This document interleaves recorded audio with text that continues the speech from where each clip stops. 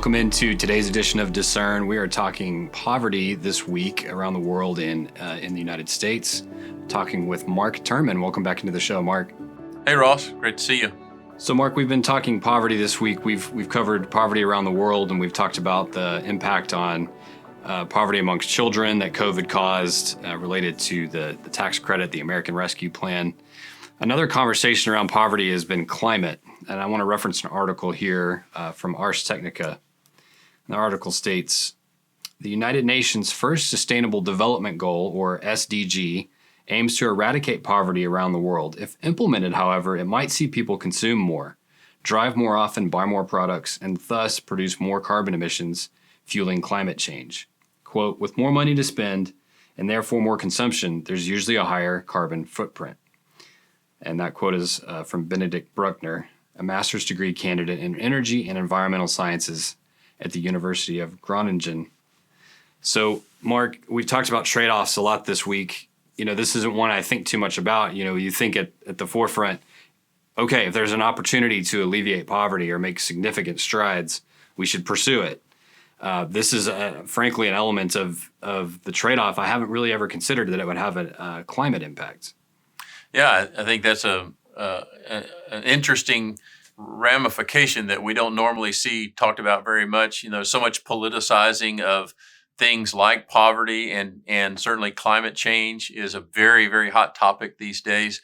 I don't think anybody would hopefully argue that, well, we need to keep people in their poverty so that they don't harm the planet.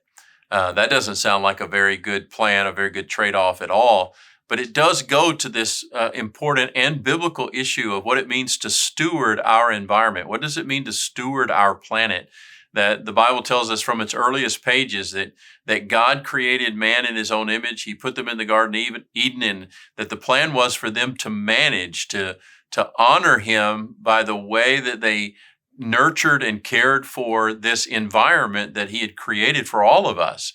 And I think that calling is still a responsibility that every Christian needs to take seriously.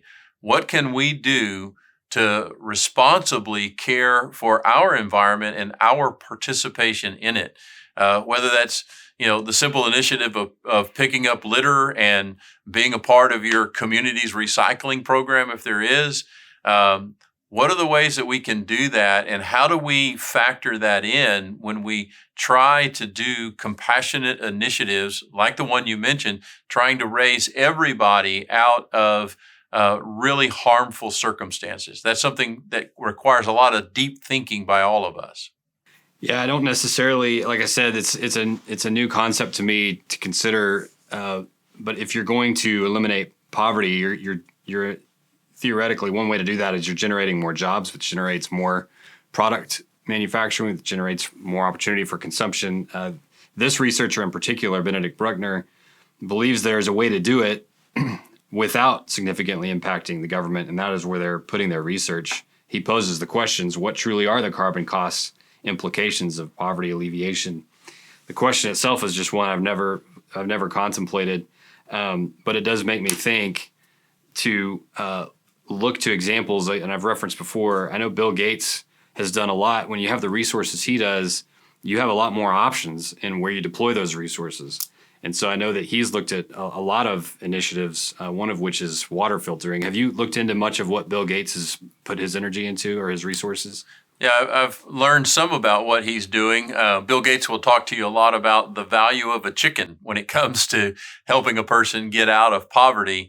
The book I mentioned earlier this week, Factfulness by Hans Rosling, was actually a book recommended in an article I read by Bill Gates. He was invited to be the guest editor of Time magazine, and he referenced this book, and the work of Hans Rosling is one of the most important things that he's ever read, especially as it relates to understanding the different economic realities of people around the world, and what does it take to help a person, to help a family to move forward in terms of taking care of themselves, feeding themselves, taking care of their own housing and shelter needs and those types of things. That it's great to see people, especially super wealth. We've never seen people have the kind of super wealth that you see in among the Bill Gates and the Elon Musk and that class of people in our society, in our world. And it's fabulous to see them saying, you know what, I need to do something that blesses other people, that helps the world to get better. And we should pray for them. We should encourage them that they would seek out the ways to use their influence as well as their resources to lift up people out of really dire circumstances, and doing it in the best way possible so that the world is sustainable for everyone. We've learned that what happens in one part of the world will affect people almost in every other part of the world. We certainly learned that in the pandemic, that what would start in this one laboratory, apparently in China, could sweep the planet in a race, in a contagion that we worried about, but we had never seen before. Whether that's something like the coronavirus or pollution, for that matter, we are all sharing one world, and we all need to share the responsibility of caring for it in responsible ways. Yeah, and I think for people who want to engage in global poverty, and I think believers do, this concept of education just becomes really important. You don't have to start from zero when you're understanding the issue. We can stand on tons of research, books. You reference a good book there. You can read article after article from Bill Gates and his organization that have pursued a lot of these things. You can learn about where you could plug in and not just have to start from square zero. A story comes to mind where I really wanted to help a particular village in Kenya, and I kind of started myself from, okay, well, I'm going to help them drill a well. Well, time out. Let's back up and think, okay, someone's probably tried that before. What are the organizations that exist for creating fresh water in these regions? And I kind of had to remember, okay, there's an important element here of, yes, the desire to help is amazing, but use the education, the resources you have. Look for organizations that are acting in these regions that have a proven track record. By the way, there's a lot of crooks. So there's a lot of ways you can partner with other countries. The money doesn't get where it's supposed to go. So we should be very discerning in how we address these issues. But this is just a good reminder of the importance of educating ourselves. Yeah, and a good part of that, Ross, is that you don't have to reinvent the wheel. We are able to stand on the shoulders of people who have come before us and have done good work. One of my college classmates did exactly this, got involved in the needs that were going on in Africa, found out, as other agencies have found out, that so many of the world's diseases are waterborne diseases. And that's why fresh water, clean drinking water, is such a primary, fundamental, essential need of all human beings and of all communities.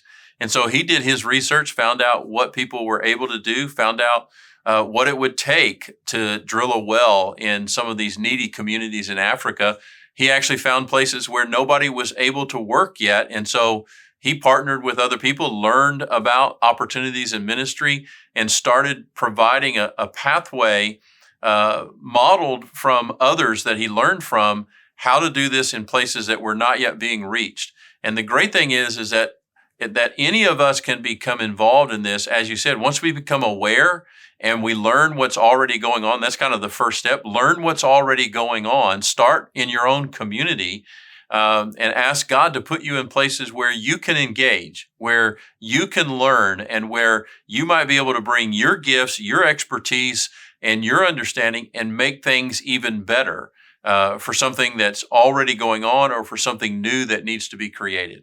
That's a good reminder, Mark, and it just makes you remember. I think somebody put it to me this way: if I was standing asking God what his plan for poverty was, he would say, "You are my plan A." Right. I've put you there to make my name famous and to address these things. And so if you're waiting on plan B, you're plan A. And so what role can we play in assisting those around us and those around the world? And technology has allowed us the opportunity to make impacts that in prior decades and centuries just would not have been possible. So we should take advantage of that. So very, very helpful, Mark. Thank you. Yeah, I think it's, if God puts it on your heart to see a need, I think inherent in that sense of need that you see is God's calling for you to be involved. If God really puts that on your heart, starts to break your heart for something that you're seeing that is not going well for some people or for some group, there is likely in that the Spirit of God stirring you to try to be a part of what helping them means. Absolutely. Well, Mark, this has been a great conversation again on this topic of poverty. We'll wrap up again tomorrow with one more look at it. We'll see everybody back for that final episode this week on Discern.